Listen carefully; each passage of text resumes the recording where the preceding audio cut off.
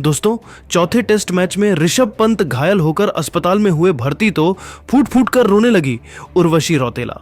फिर ऋषभ पंत को लेकर भावुक मन से बयान देते हुए उर्वशी ने कह दिया कुछ ऐसा कि जीत लिया करोड़ों हिंदुस्तानियों का दिल।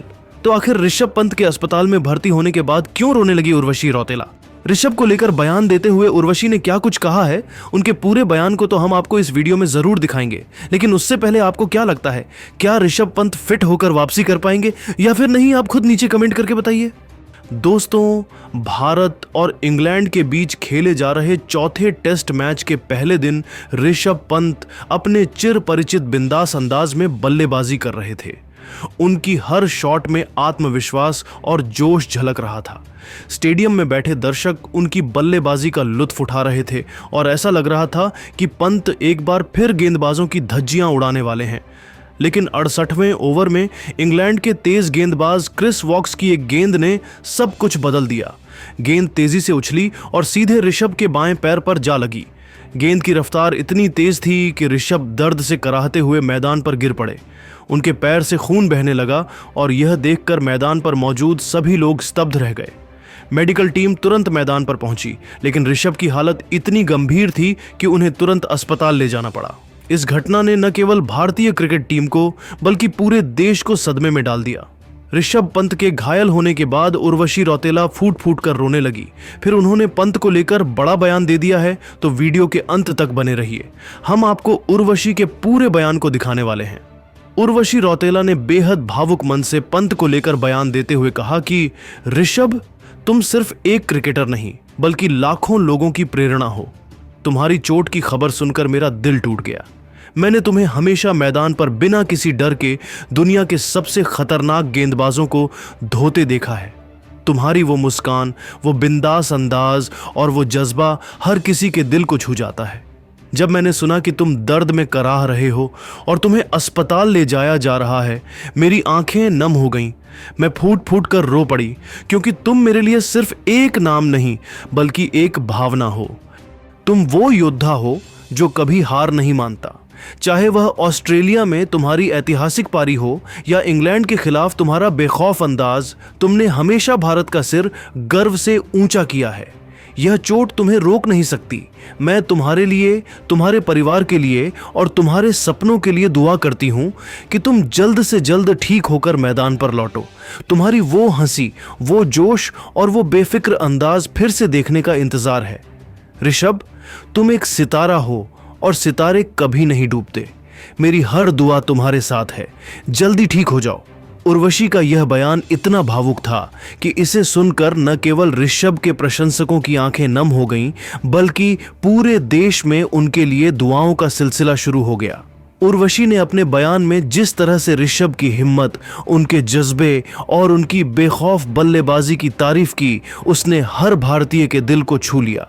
उनके शब्दों में सच्चाई और भावनाओं की गहराई थी, जो यह दर्शाती थी कि ऋषभ उनके लिए कितने खास हैं। दोस्तों, ऋषभ पंत का चोटिल होना भारतीय क्रिकेट के लिए एक बड़ा नुकसान है।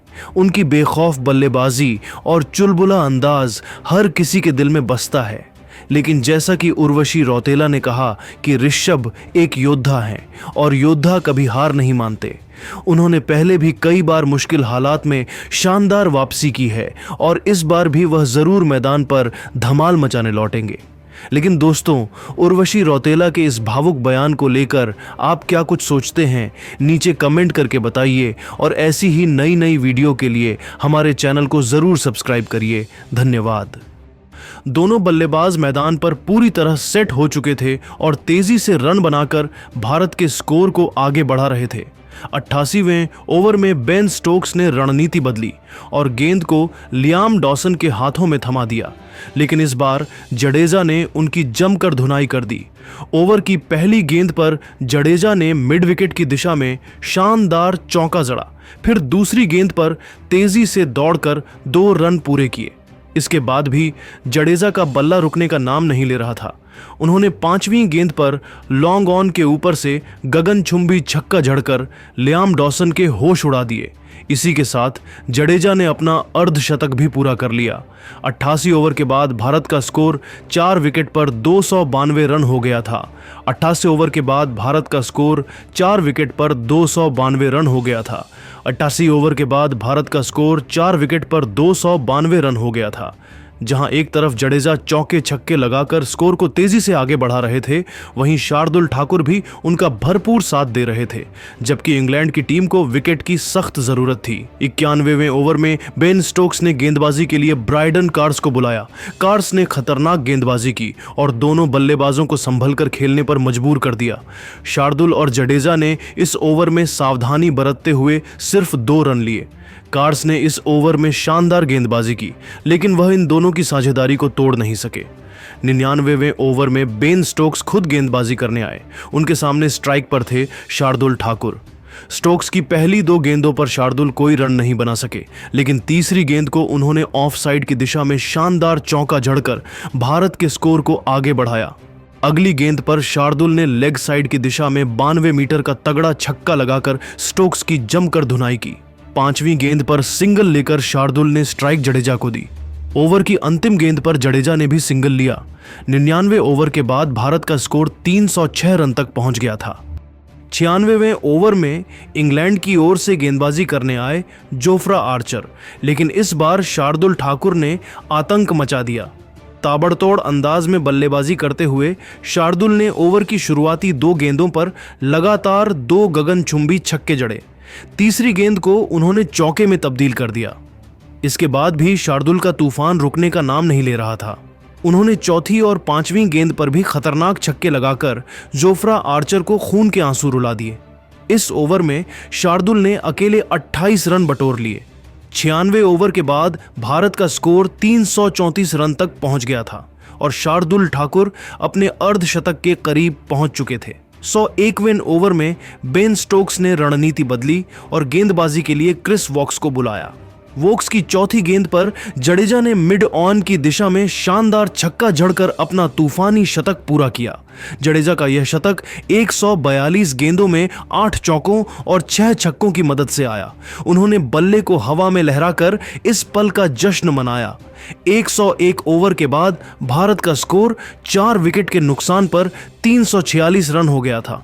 दोनों बल्लेबाज मजबूती से मैदान पर डटे थे और साझेदारी को और मजबूत कर रहे थे, जबकि इंग्लैंड को विकेट की तलाश थी। 104 ओवर में इंग्लैंड की ओर से गेंदबाजी करने आए लियाम डॉसन, लेकिन शार्दुल ठाकुर ने उनकी भी जमकर धुनाई की। ओवर की पहली गेंद पर शार्दुल ने मिड विकेट के ऊपर से छक्का जड़ा, फिर दूसरी गेंद पर चौका लगाया। तीसरी गेंद पर उन्होंने तेजी से दौड़कर 2 रन पूरे किए। 5वीं गेंद पर शार्दुल ने एक और छक्का लगाकर अपना तूफानी अर्धशतक पूरा किया। 104 ओवर के बाद भारत का स्कोर 362 रन तक पहुंच गया था। 108वें ओवर में जोफ्रा आर्चर ने खतरनाक गेंदबाजी करते हुए शार्दुल ठाकुर को जो रूट के हाथों कैच आउट करवाया। शार्दुल ने 67 गेंदों में 7 चौकों और 5 छक्कों की मदद से 62 रन की तूफानी पारी खेली। इस तरह भारत को 5वां झटका लगा। शार्दुल के आउट होने के बाद मैदान पर आए नए बल्लेबाज वॉशिंगटन सुंदर। जडेजा और सुंदर ने समझदारी से बल्लेबाजी करते हुए लंच तक भारत के स्कोर को 4 विकेट के नुकसान पर 378 रन तक पहुंचा दिया। लंच के समय जडेजा 108 रन और वॉशिंगटन सुंदर 6 रन बनाकर नाबाद थे।